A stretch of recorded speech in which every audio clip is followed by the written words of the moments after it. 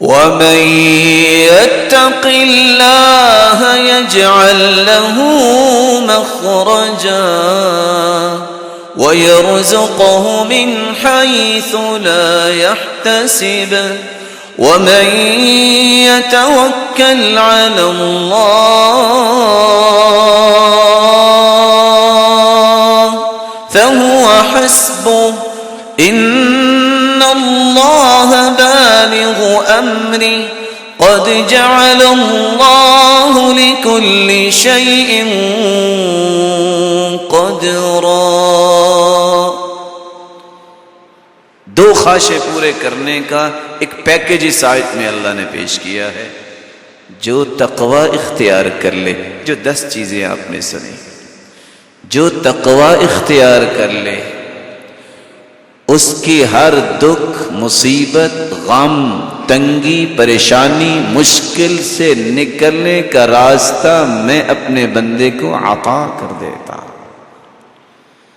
اور رب کے وعدے سچے. اللہ نے یہ پہلی خواہش پوری کرنی ہے تو کب؟ تقوی اختیار کر لو.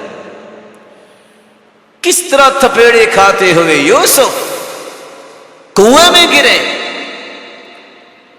کس طرح بکتے بکتے عزیز مصر تک پہنچے، اور کس طرح عزیز مصر کی بیوی کی اس دجالی کی وجہ سے جیل میں گئے، کوڑے کھائے. لیکن ایک وقت آیا کہ مصر کے تخت پہ بیٹھا دیے گئے. جب وہی بھائی ظلم کرنے والے آئے اور کہنے لگے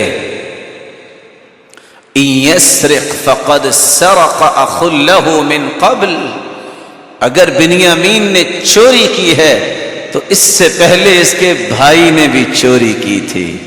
کیونکہ یوسف سے محبت زیادہ تھی یعقوب علیہ السلام کو، تو بھائیوں نے خود چیز چرا کے کہا کہ یوسف نے چرایا ہے.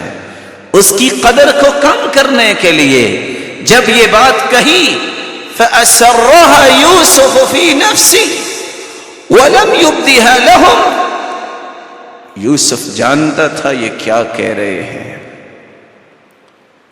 یوسف جانتا تھا یہ کیا کہہ رہے ہیں. یہ وہی چوری مجھے یاد دلا رہے ہیں، ان کو کیا پتا میں کون ہوں.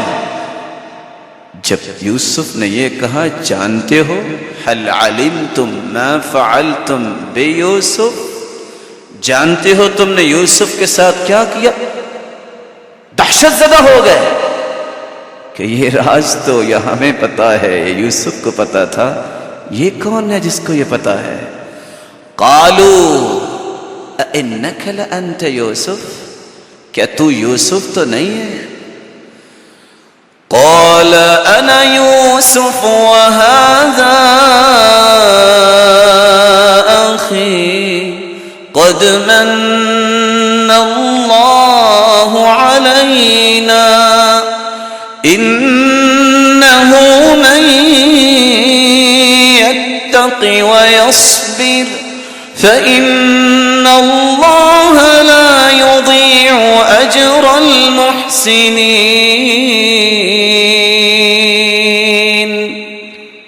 میں یوسف ہوں، یہ میرا بھائی بنیامین ہے، اور سنو اللہ نے مجھ پہ احسان کیا ہے. یہ ساری مشکلات کے بھنور سے نکال کر، ان مشکلات کے سمندر سے نکال کے تخت پہ اللہ نے بٹھایا ہے. تو سبب کیا ہے؟ انہ من یتقی ویصبر، جو تقوی اختیار کرتا ہے، صبر کرتا ہے، فإن اللہ لا یضیع اجر المحسنین، اللہ تعالیٰ ایسے لوگوں کے اجر کو ضائع نہیں